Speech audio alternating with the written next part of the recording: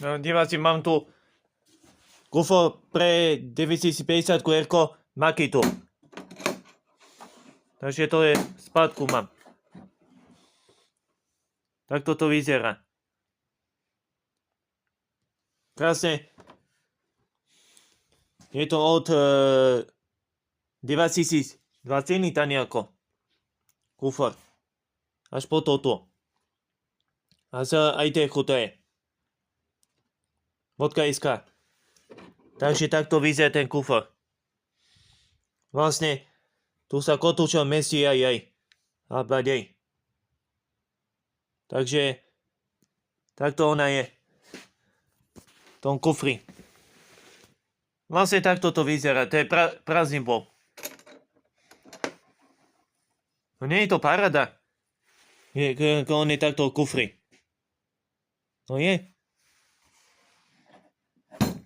A namiesto na túto prišlo zle. Stojí techu je takto. To je pre tú 26 desinu.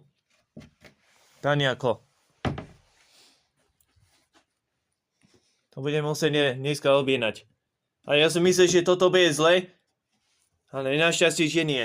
To je tu DG 452Z.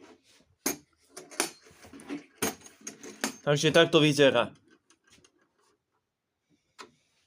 Vidíte, už som si ju dal sem.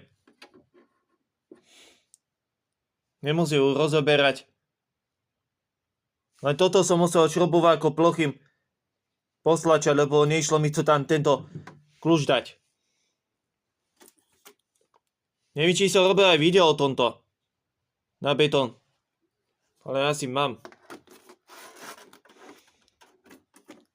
No a vlastne takto tu myslíte kotúču aj.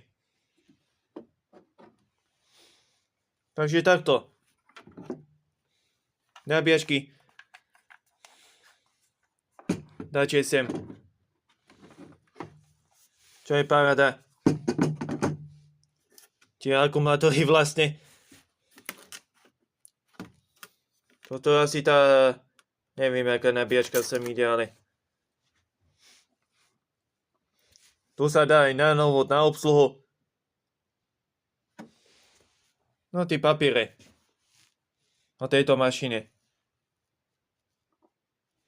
Takže už nemusím rozobierať. Vidíte, takto dáte aj sem aj už aj s akumulátorom napojeným.